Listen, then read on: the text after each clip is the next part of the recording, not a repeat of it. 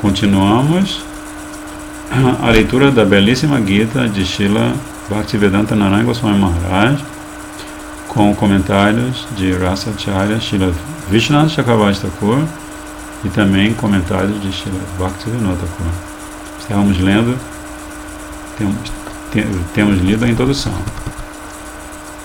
Aí Gurudeva já explicou as duas categorias de leitores da Gita, que são os Stuladarshi, ou aqueles que só aceitam os significados grosseiros ou externos da Gita,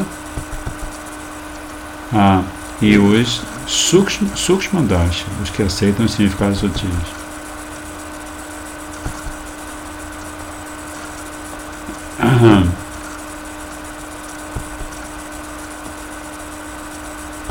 Os leitores Stuladarshi, após estudar a Gita do começo ao fim, chegam a uma conclusão superficial de que a Gita prescreve karma. Isto porque Arjuna concluiu no final da Gita que lhe seria benéfico travar a batalha, ou ocupar-se em karma, né? Esse termo karma tem vários significados. Um deles literalmente ação, né? Você agir. Então ele deveria agir segundo a sua qualidade, como se diz, sua qualidade psicofísica. Então, como ele era muito corajoso, muito heróico, né? Muito caridoso e servia aos brahmanas, características de um kshatriya, fazia tudo para proteger os seus súditos. Então ele vai, depois de ouvir Krishna falar a Gita, ele conclui que ele deve praticar aquele karma, né? Porque Krishna diz: Sarva dharma parityaja mamekam sharanam vraja anton sarva papebhyo moksha ishami masuchaha. Não tema, masuchaha moksha ishami. Eu vou libertar você de qualquer possível reação kármica que advenha do fato de você participar dessa batalha. Mas para os Sukshmadarshis, eles não ficam satisfeitos com esse entendimento externo. Para eles, o ensinamento essencial da Gita versa sobre Brahmagyan ou Parabhati. E o fato de Arjuna ter travado a batalha é apenas um exemplo do seu Adhikaranista, ou adesão a seu próprio nível de aptidão, de qualificação, e não o significado supremo da obra. Então, aí Gurudeva fala sobre karma adhikara, que é a aptidão que cada ser vivo, a habilidade, a qualidade, a qualificação que cada ser humano tem para realizar uma determinada atividade. E essa aptidão decorre da natureza desse indivíduo. Eu estou tentando localizar onde nós paramos.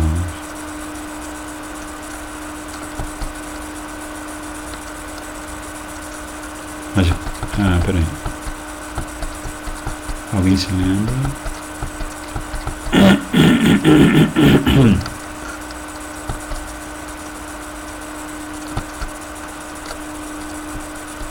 Bem, eu vou continuar daqui, porque repetir, no caso, é muito importante. Porque Gurudeva, os comentários dele são sempre muito suculentos. A aptidão de um ser humano para realizar uma atividade em particular, karma adhikara, decorre de sua natureza. Como no Javadharma nós estamos lendo, em breve vamos ler como que Babaji explica os dois níveis de natureza da diva,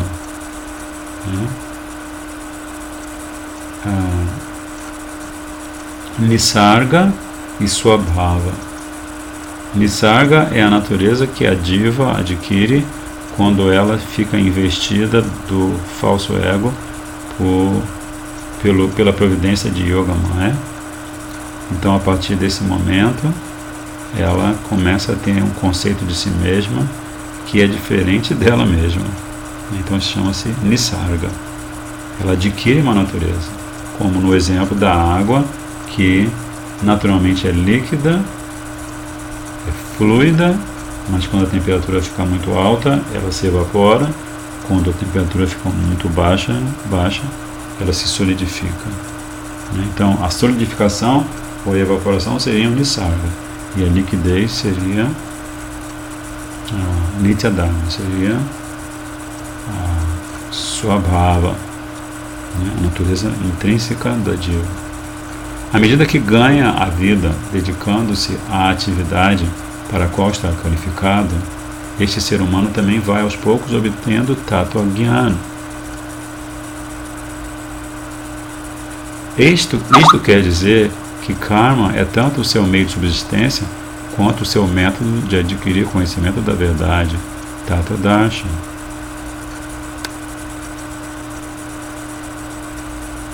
Sim, estava na introdução. Continuamos na introdução, né? Que a introdução é muito grande. Eu tenho que marcar direitinho para dar continuidade. Então, aos poucos, a pessoa que realiza a sua atividade específica para a qual ela está talhada, ela aos poucos vai adquirindo tattva darshan, conhecimento da verdade.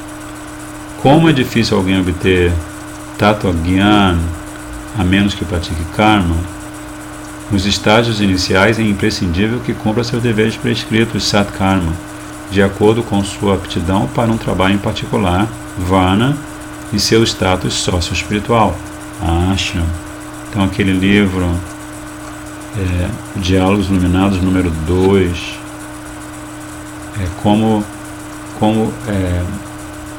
como viver em sociedade e crescer espiritualmente.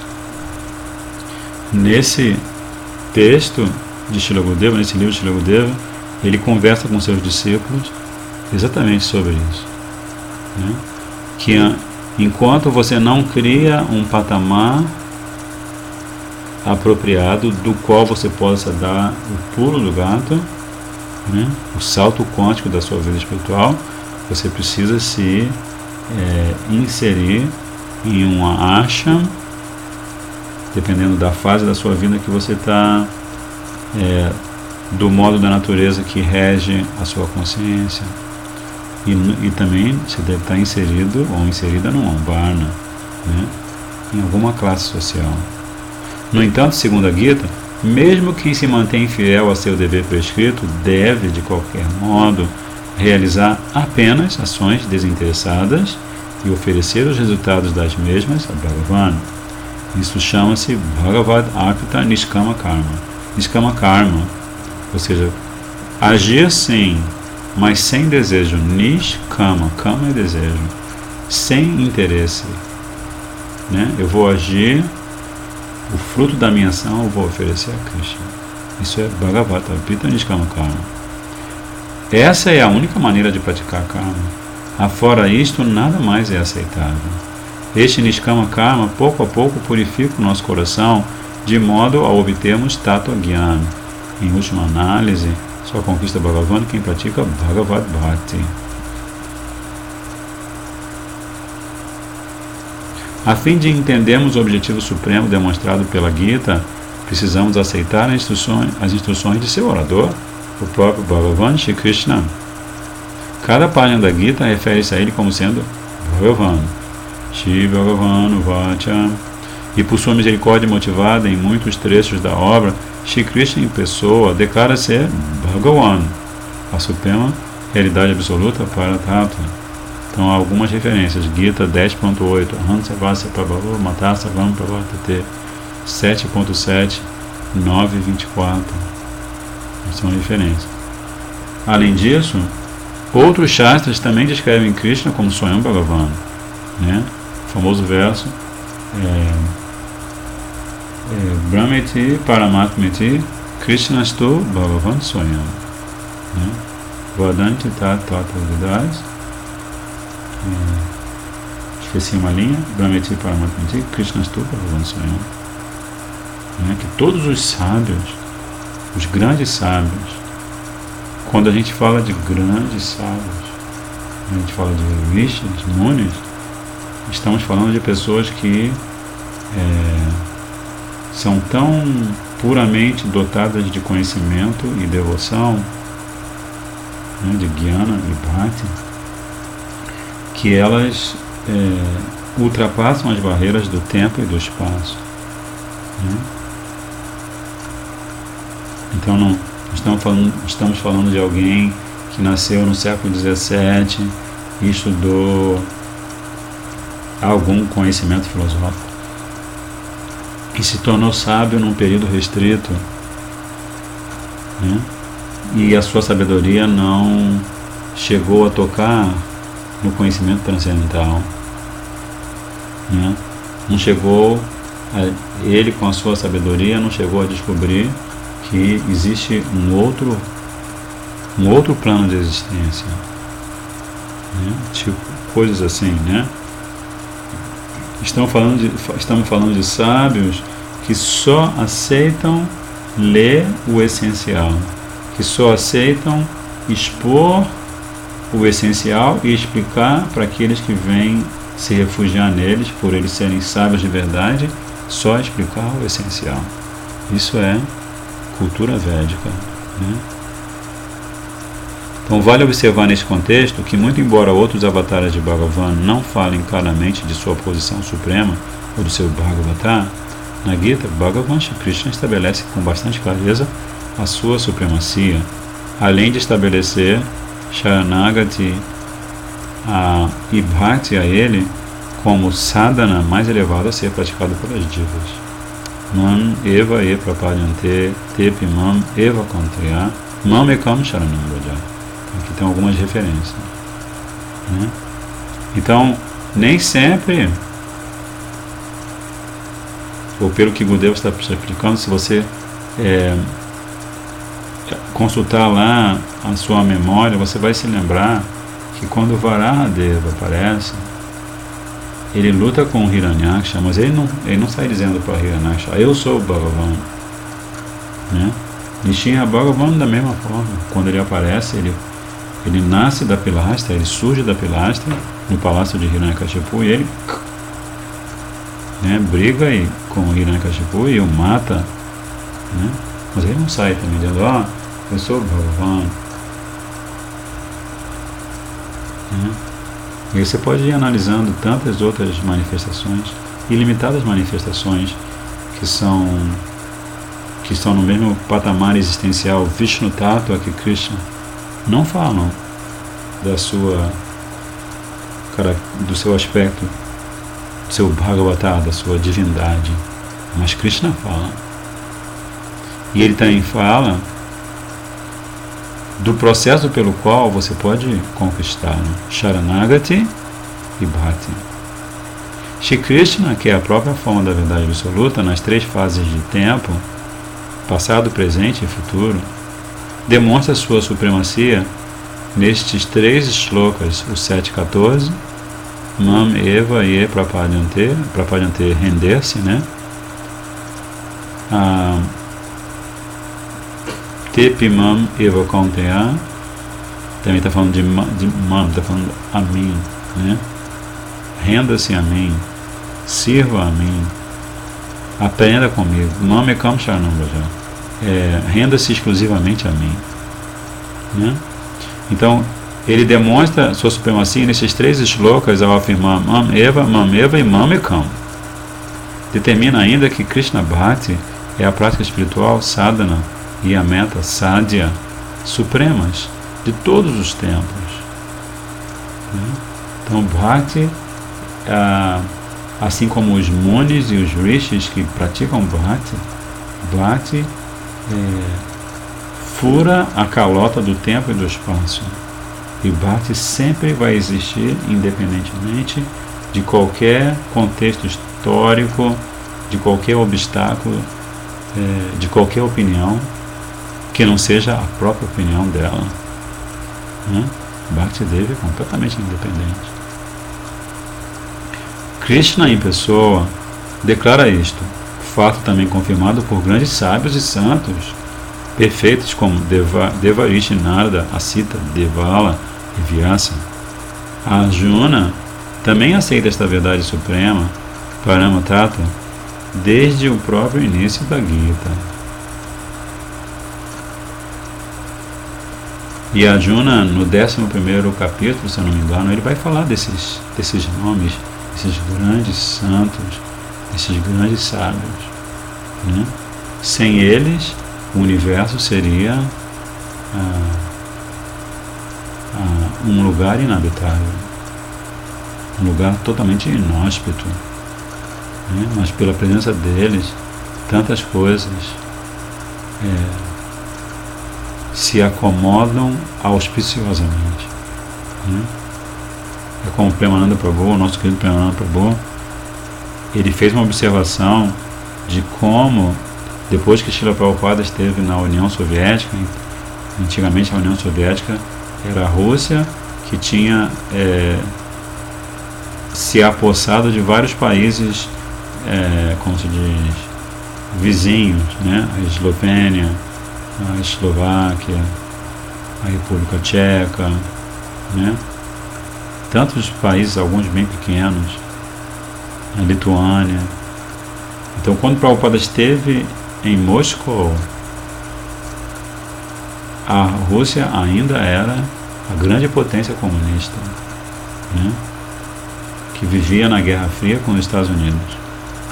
E aí os russos, algumas autoridades russas, fizeram Srila Prabhupada passar por várias situações desagradáveis.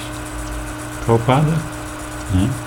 Um senhor, um Vaishnava, um Rishi, um Sadhu, tolerou tudo aquilo e fez o que ele foi fazer, o que era para ele fazer. Ele pregou a consciência de Krishna e ele fez um primeiro discípulo que depois se tornou sannyasi, chamado Narada Muni, na Rússia.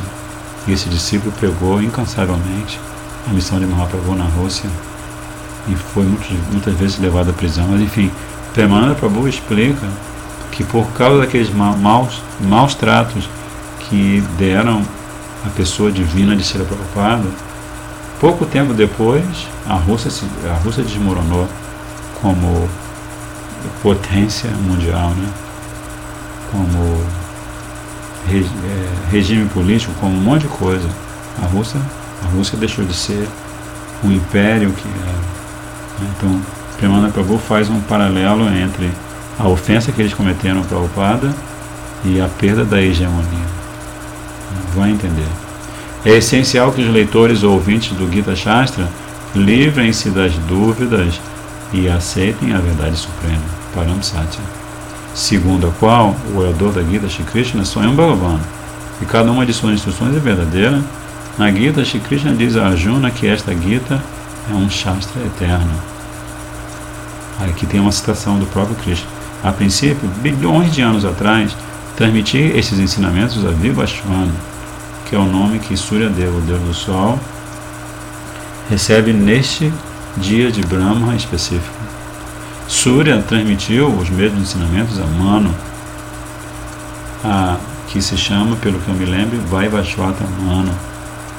E Manu, por sua vez, transmitiu os ensinamentos ao rei famoso Ikshvaku. Dessa maneira, esse sistema de yoga permaneceu no mundo por intermédio do Guru Parampara. Porém, com o passar do tempo, este Parampara desapareceu. Você, Arjuna, é meu Ekantika Bhakta. Ekantika, aquele que só tem um foco, só olha para uma coisa, Bhakti, que ele oferece aos pés de lótus de Krishna.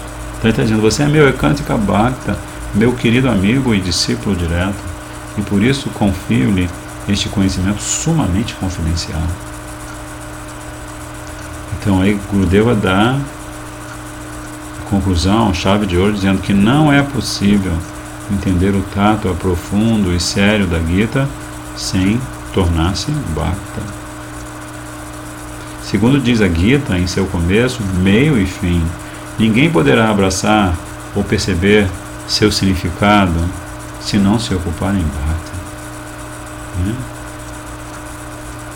Então assim, a gente vai ter a experiência, se a gente se dispuser a isso, a gente vai ter a experiência de ler, de ouvir Gita repetidas vezes ao longo de toda a nossa vida. E toda vez que a gente lê a Gita, um novo significado, um novo segredo será revelado para a gente. Né? Essa é a promessa da própria Gita. Porque Gita Upanishad, essa filosofia perfeita, não é de forma alguma diferente da pessoa perfeita que a explica, que a expõe misericordiosamente. Né? Bhaktyatva Ananyayaya Shakya, só pela prática de Ananya Bhakti. Ananya quer dizer Anya, sem outro interesse. Não quer saber de nenhuma outra coisa a não ser Bhakti. Então é Bhakti imaculada. Né? Só pela prática de Ananya Bhakti é que se pode ter o darshan desta minha swarupa, que a gente está falando. Né? Idam te natapaskaya, o tattva da Gita, Krishna falando, só deve ser ensinado aos bhaktas e não aos não devotos. Gita 18:67. Por esta afirmação fica evidente que a Gita foi falada especificamente para os bhaktas. Né? Mas aí tem um segredo, existem muitos segredos sempre, né? Que vivem sendo revelados. Os segredos se revelam. Né? Um deles é, como Srila Bhakti Vaibhava Puri Goswami Maharaj gostava de falar, todos são bhaktas. A Gita, sob um certo ponto de vista, a Gita é para todos, porque todos são bhaktas. Né?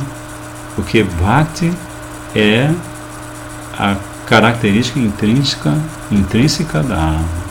Todos são almas espirituais. Ter devoção a Krishna é a característica intrínseca, espontânea e natural da Jiva. Né? A Gita lida com 3 classes de sadhaka: o Jnani Sadhaka, o Yogi Sadhaka e o Bhakta Sadhaka. Os 3 estão praticando sadhana. Neste caso, os termos Jnani e Yogi não se referem aos Mayavadis ou aqueles que creem no Brahman em manifesto, indiferenciado e informe. Não. Jnani e Yogi referem-se, pelo contrário, aos Jnanis e Yogis dotados de Bhakti. Shri Krishna é taxativo ao afirmar que o único Jnani verdadeiro é aquele que, sendo rendido a ele, tem Ananya Bhakti, devoção exclusiva e imaculada por ele. Grandes almas deste calibre são raríssimas. Bahunam Jamanamante Samahatma Sudurva.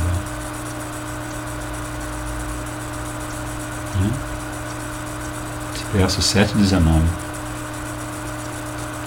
Esse é um verso importantíssimo da Gita. 7:19.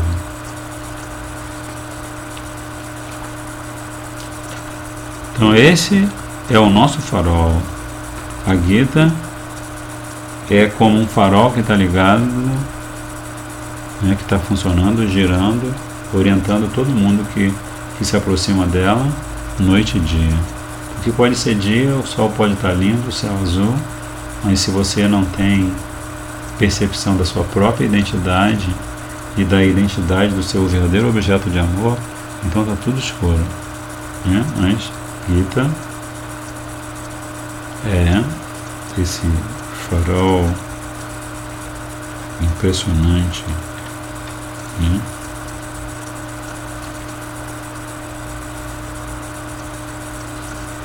Verso 19. Bahunam Jamanamante Gyanavam Mampapadante Vasudeva Sarvamiti Samahatma Sudurva. Esse é o verso 19. Que está dizendo assim: depois de muitos nascimentos, o Gyani, dotado do conhecimento de que tudo, tanto consciente quanto inerte, está relacionado a Vasudeva, se refugia em mim plenamente. Semelhante grande alma é raríssima. Né? Samahatma Sudurlabha. Durlabha quer dizer difícil, raro. Agora Sudurlabha quer dizer raríssimo. Né? Também há uma instrução semelhante em relação aos yogis. Yoginam apisarvesham. Capítulo 6, verso 47. que Krishna vai falar de várias questões ligadas ao Hatha Yoga, né, Ashtanga Yoga, mas depois ele vai concluir que de todos os yogis, aquele que sabe que ele, Krishna, é Bhagavan e o adora com devoção, é o mais elevado. Fica evidente, portanto, que as pessoas carentes de Bhakti jamais lograrão obter o adhikara para ouvir a Gita e abraçar seu significado. Logo, é imprescindível ouvir o tattva da Gita dos lábios de um Parama Bharta, um devoto Mahabhagavad, que faça parte de um Guru Parampara fidedigno e tenha vivenciado a verdade Tattva Darshan. O buscador deve compreender que Shri Krishna é Swayam Bhagavan, e isso feito deve render-se por inteiro a seus pés de lótus. Caso contrário, seu coração não conseguirá abraçar os significados da Gita. Então, como Gurudeva mencionou acima, né? Um pouco acima, Sharanagati e Bhakti. Sharanagati é conhecida como o portal que se abre para o praticante, para o sadhaka, entrar no belíssimo reino de Bhakti. Segundo a Gita, a Swarupa de Shri Krishna, que é plena de Aishwarya, opulência e Madhurya, doçura, é o exclusivo e máximo tattva adorável das divas. A verdade suprema, exclusiva, máxima. O sadhana e o sadhya mais elevados estão vinculados àquela bhakti que atrai Shri Krishna.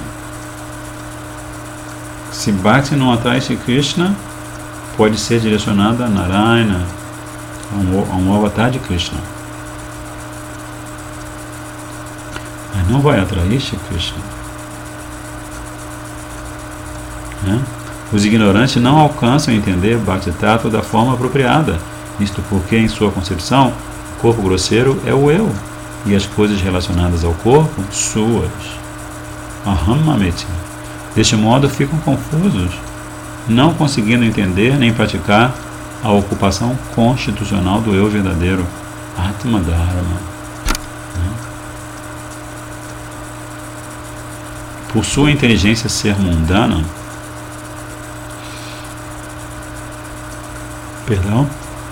Stula Buddhi, mantém-se apegados a atividades mundanas, as quais julgam ser a única realidade. Essa é a situação de quem está nesse conceito de Aham Mameti. Eu sou o centro, eu realizo as ações e tudo que está à minha volta é meu. Quanto mais eu vivo, mais eu quero encampar, mais eu quero ter. Em geral, está falando dessas pessoas, que tem esse Dehatma Buddhi, esse conceito, elas vão cair em uma de duas classes de armadilha. Na primeira, envolvem-se com as atividades mundanas prescritas nos Vedas, caso em que se submetem aos ditames de suas mentes, Karma Kanda. Seção Karma Kanda dos Vedas. Como aprender, como praticar um sadhana para atingir como sadhya, como meta, os planetas celestiais. Na segunda classe de armadilha, eles se sentem seduzidos pelo conceito de Kevala Advaita Vada ou Mayavada. Shri Krishna, inspirando Arjuna a indagar dele a respeito da essência destas religiões mundanas, pôde provar a insignificância das mesmas e demonstrar a supremacia de Bhakti Tattva. Dos 18 capítulos deste Gita Shastra, os 6 primeiros estabelecem a Swarupa Vaishistya, ou característica singular de Karma Yoga, os 6 intermediários, Bhakti Yoga, e os 6 últimos, Jnana Yoga.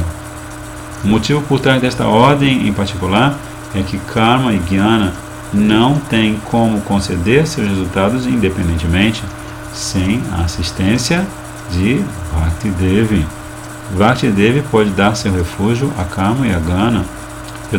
Bhaktidevi pode dar seu refúgio a Karma e a Jnana ao estar assim posicionada entre ambos. Karma e Jnana só podem conceder os seus frutos ao serem auxiliados por Bhakti. Uma lindíssima explicação do Gurudeva. Agora ele vai passar, ele vai explicar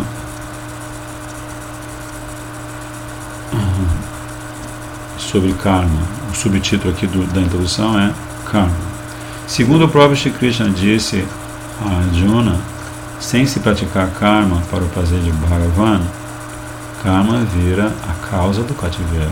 Então, se você age para o prazer de Krishna, você está regando a raiz da existência.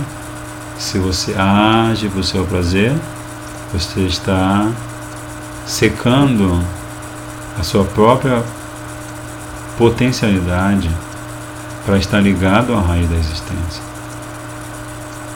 E aí, por isso você fica preso ou presa no plano da matéria. No Shloka 3.9, Jagrata Karmano Nyatra,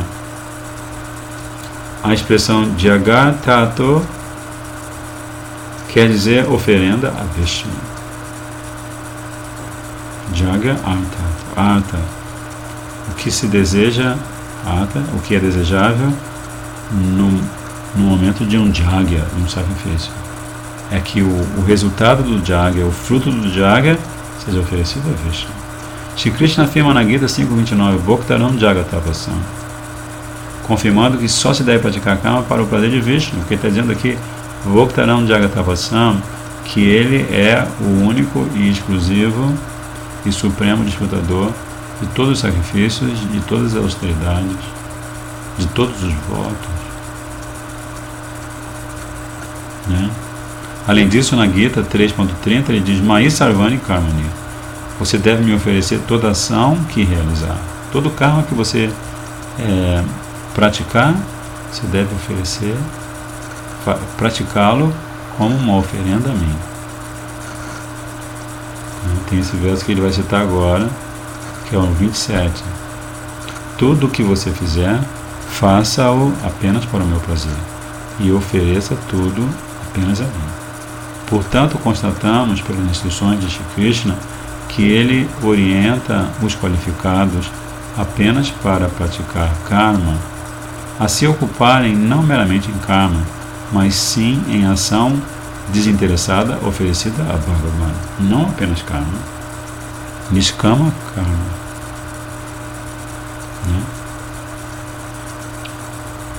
Niskama karma.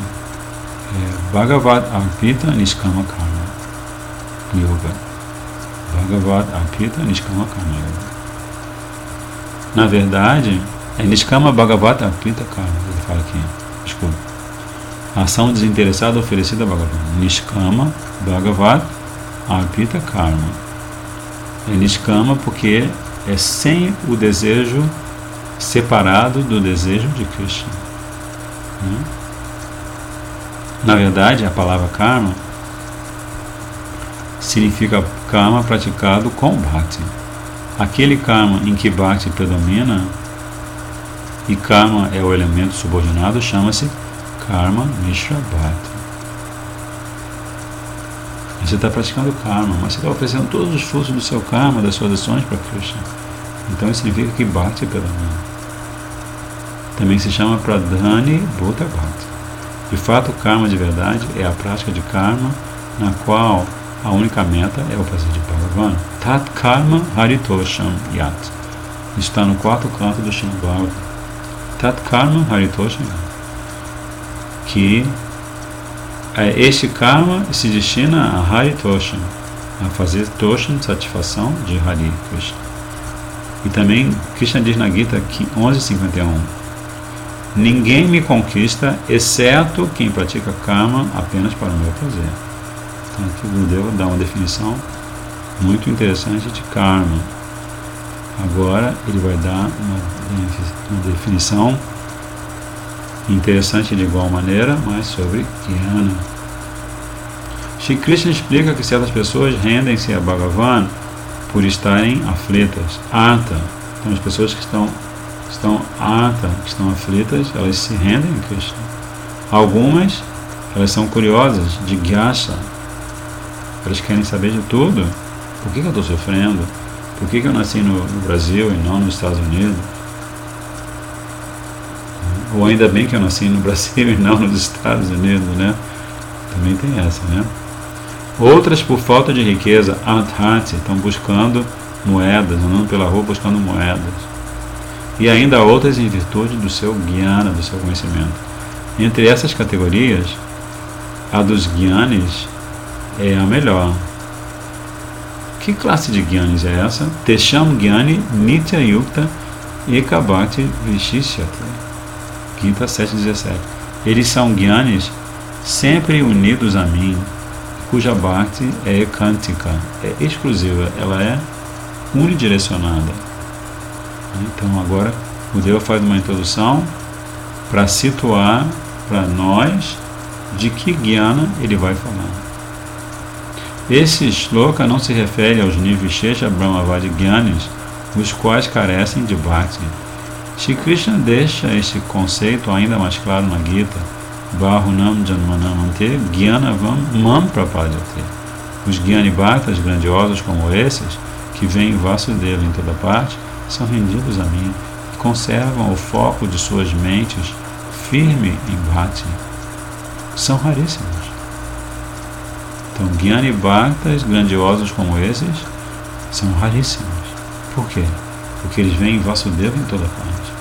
Eles olham para um lado, olham para o outro, Krishna, Krishna, Krishna. Olham para Diva, vem Krishna no coração de Diva.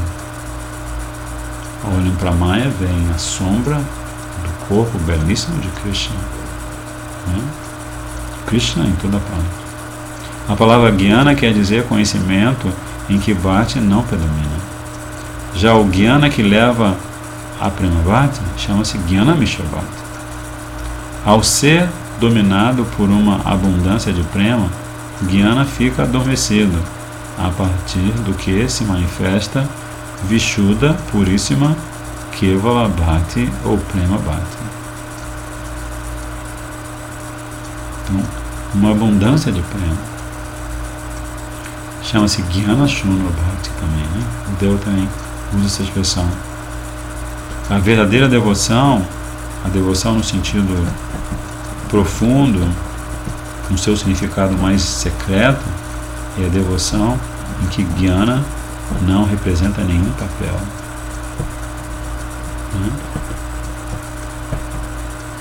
Então isso é muito difícil de entender. Mas se o praticante, à medida que canta o santo nome, que canta seus mantras, estuda, ouve os Harikatai, quando ele chega ao momento em que ele percebe que em Braj ninguém sabe que Krishna é Bhagavan. Não porque sejam ignorantes, mas porque estão, como aqui está dizendo, estão transbordando de prema. Estão transbordando de prema. Mais do que o Gurudeva está explicando aqui. Que aqui o Gurudeva está falando de Prahlad Maharaj. Tem prema, sim, claro, mas o prema dele está coberto por uma camada de Aishwarya. Ele sente o ímpeto, mas ele se contém. Ele sente o ímpeto, não. Eu adoro Nrsimha Bhagavan. Mas ele se contém, ele não se disponibiliza para prestar serviço. Porque ele tem um conceito, um Abhimana, um Aishwarya Abhimana muito forte em relação à sua deidade adorada. Ele adora Nrsimhadeva, mas ele também pensa o tempo todo que Nrsimhadeva é Atmarama, ele é satisfeito com o segundo Deva, então ele não precisa que ninguém o paparique dando comidinha na boca. Mas aí que está o grande mistério.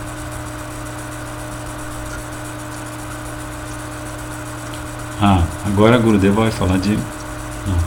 Não vai falar agora. Vai ser na próxima sexta. E agora eu vou marcar aqui, página 26. Página 26. 26. As 26 qualidades de um devoto, né? Então é fácil guardar. Que são explicadas no Shri Chaitanya Charitamrita. Página 26. O tema vai ser Yoga. Ele vai continuar falando sobre Yoga na introdução. Amanhã, de manhã e domingo, nós lemos o Shri Ramananda Samvada. Terminamos de ler o encontro de Mahaprabhu com Shri Ramananda.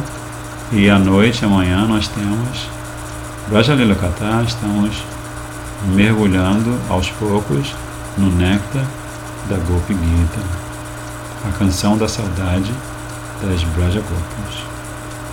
Hare Krishna, Krishna Krishna, Hare Hare, Hare Rama, Rama Rama, Hare Hare, Hare Krishna, Krishna Krishna, Hare Hare, Hare Rama, Rama Rama, Hare Hare, Hare Krishna, Krishna Krishna, Hare Hare, Hare Rama, Rama Rama, Hare Hare. Jai Shri Radhe, Jai Srimad Bhagavad Gita ki Jai. Shri Krishna, Shri Bhagavan Krishna ki Jai. Shri Mati Radhika Thakurani ki Jai. Giriraj Maharaj ki Jai. Gauranga Mahaprabhu Nityananda ki Jai. Vanchakaupatarabhascha Kripa Sindhu Bhagavacha Patitanam Pavanyo Vaishnayo Namo Namo. Tamam, um dia muitas pessoas, um dia de Ekadashi. Nanda Bhakti Namo.